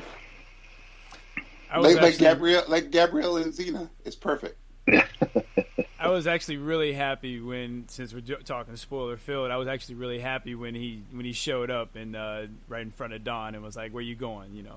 I was very happy about that. Cause he's a great, like you said, he is a great character, and he does play a very important role. And I appreciate that he's probably technically he's probably the best wrestler out of all of them.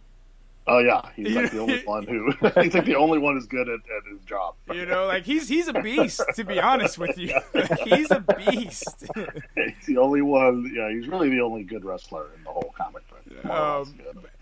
He was actually going to be my pick for my favorite, but since Oz picked him, I'll go with somebody else. I like 3D. Thanks. I like the energy that 3D brought. Yeah. Daryl and Derek. I like the play on Team 3D with them being 3D, and I like the brief. I like how you told their background and their story, and it made sense, and it kind of gave them a little sympathy right off the bat, and you kind of were like, all right, I'm with these guys. They never backed down from nothing. They were always down for the fight. I don't think they got beat once. I'm pretty sure they're not undefeated. Really, no. Yeah, I think they're undefeated as a tag team in this series. Yeah, they sometimes dig a hole for themselves.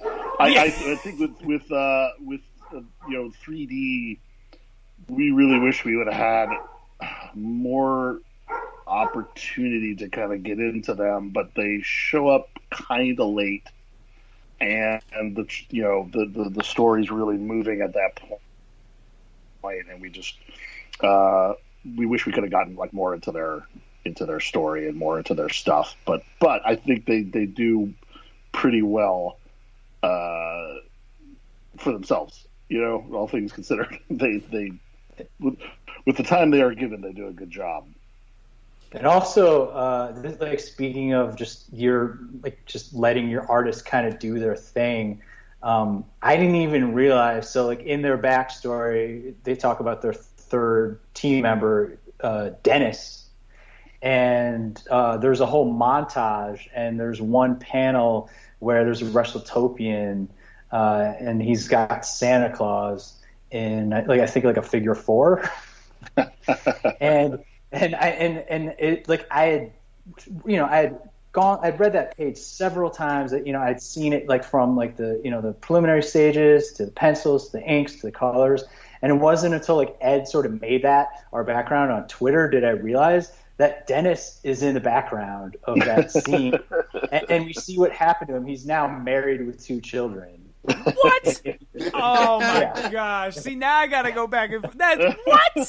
Yeah, and literally, like I didn't see that until Ed made that our Twitter background. Like I didn't notice that, and like that's not something that was in our script. That's just something Kendall's like, privately said to himself, this would be a really nice touch to see what happened to Dennis after 3D broke up.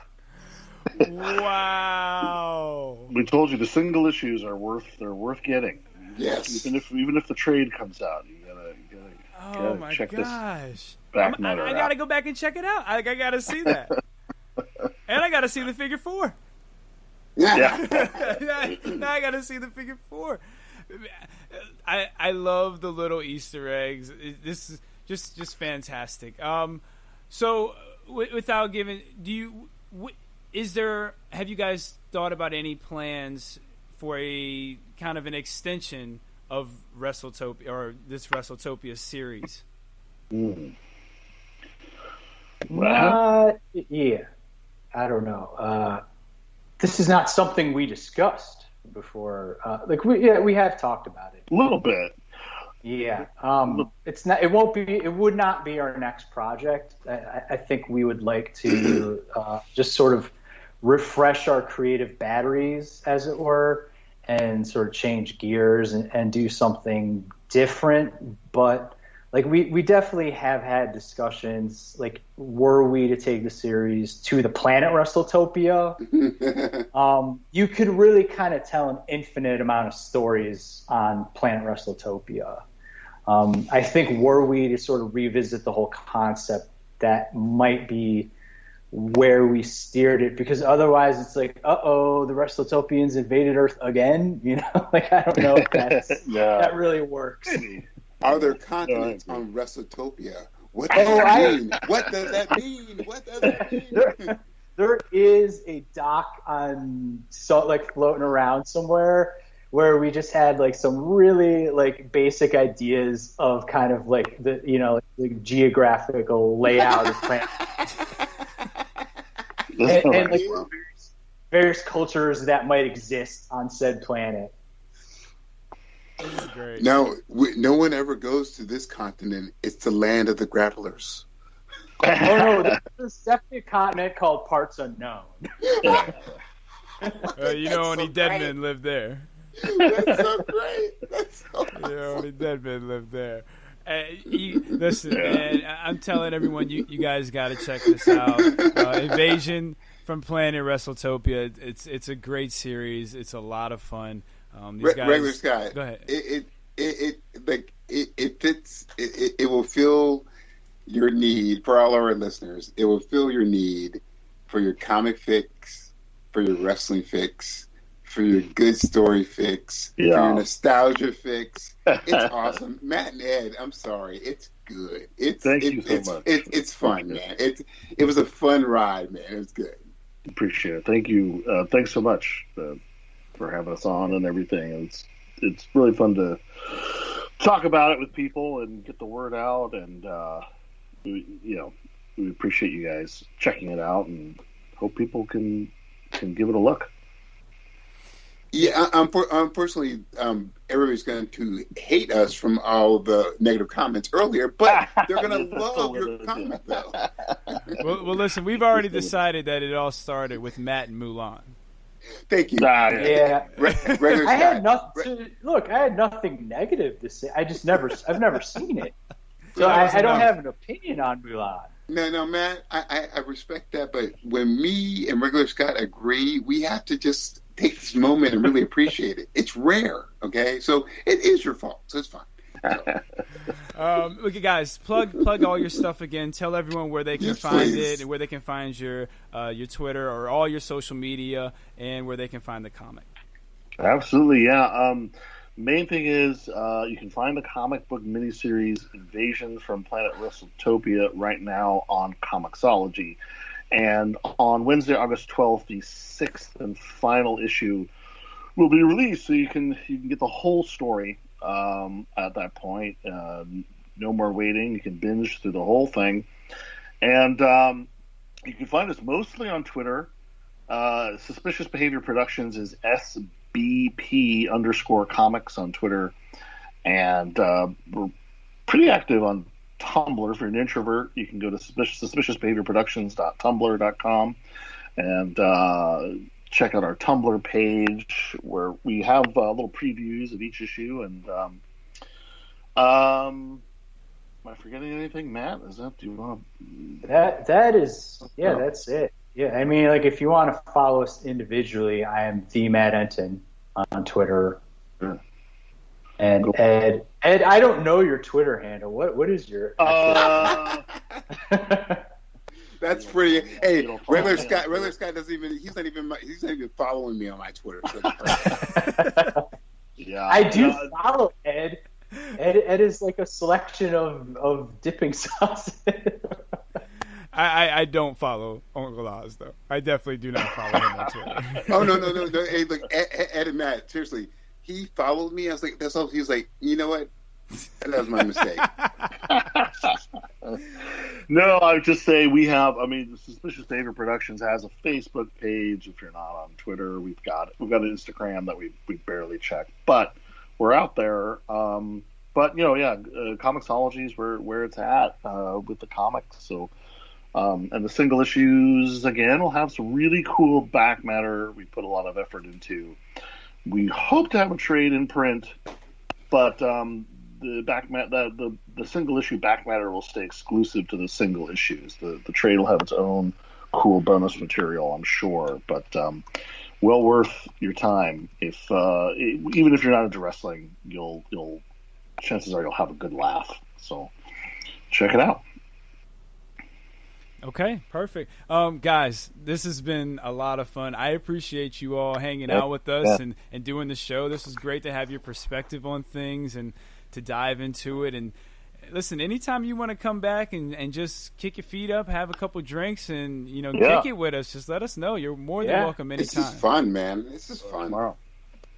Well, we will hopefully get kind of maybe busy. I think the basic plan is to do a different miniseries, and then hopefully come back to WrestleTopia with some fresh ideas afterwards. But we'll see. So hopefully we'll have something to come back and talk about besides how much we hate everyone's favorite movie. And we're all going to come back and do a really proper review of Catwoman. Okay, yeah, there we go. Sure. I've never seen it, so that'll be good. You'll have one person to say. Oh, you are no. Hey, so and by the way, Matt, regular Scott was wrong. It wasn't a basketball game. It was actually soccer. But it was, yeah, like I was this? No, it was basketball, right? I don't know. I can't remember. I saw the movie. I just don't remember anything about it because I saw what is that, like 2004, 2005? Yeah, 2003 maybe. It came out a long time ago, and I remember.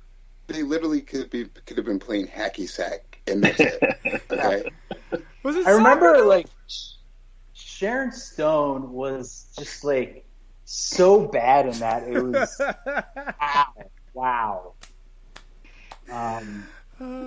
Even worse than Basic Instinct 2, which if you've never which you've never seen. Wow. Wait, by the way, spoiler alert, she's never seen that either. Did she say that? No, she just doesn't remember. She's like, I did Basic Instinct 1 and 2. She filmed them back to back, like John Wick 4 and 5. You know, that's the new trend. They sat on it for like 20 years right, before they released it. Exactly. All right, guys, we're gonna let you go. Again, we really appreciate you coming on, and good luck with all your future endeavors. And guys, everyone, definitely go check out Invasion from Planet WrestleTopia. Thanks, man. All right, thank you. Hey, good you guys night. are Have awesome. a good Thank you. All right, and we just want to thank the guys, Ed and Matt, for coming on. That was a lot of fun. That was great. That was fantastic. It was a blast. We had a blast with them.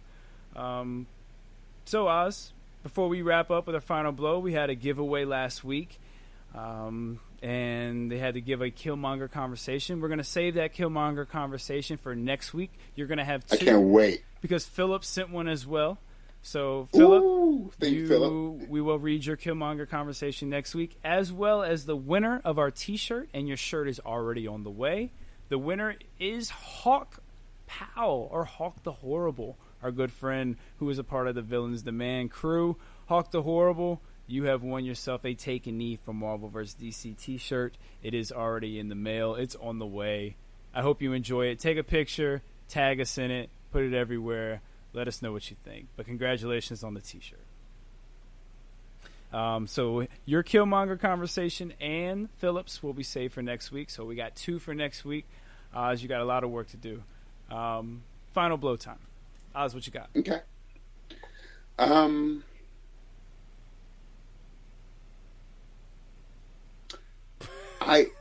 It's funny. Can I be? I was going to say something negative. I want to end it on a positive note, but yeah, man.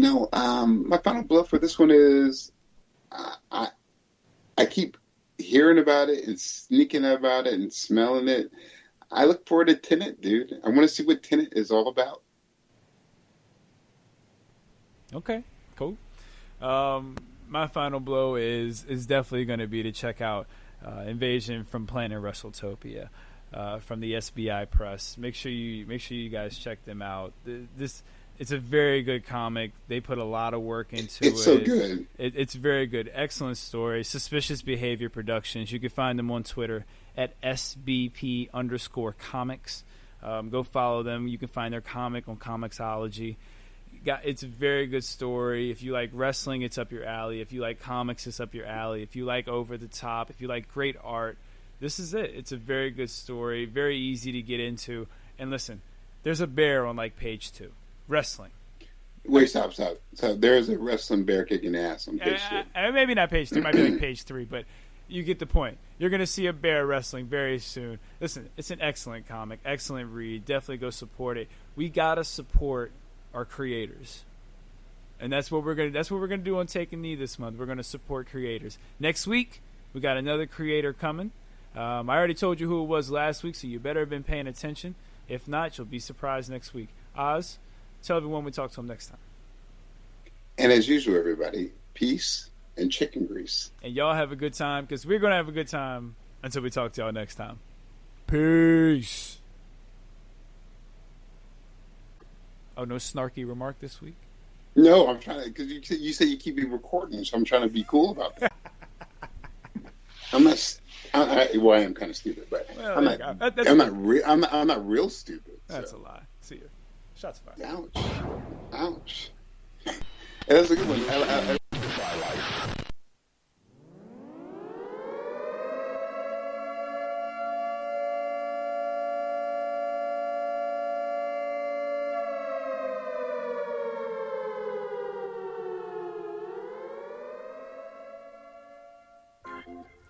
Welcome to the Defy Life podcast. Join JR, Thomas, and Al as they take on topics in sports, politics, current events, family, and more. Insightful, hilarious, always unique. New episode every Wednesday. Powered by the Defy Life Podcast Network.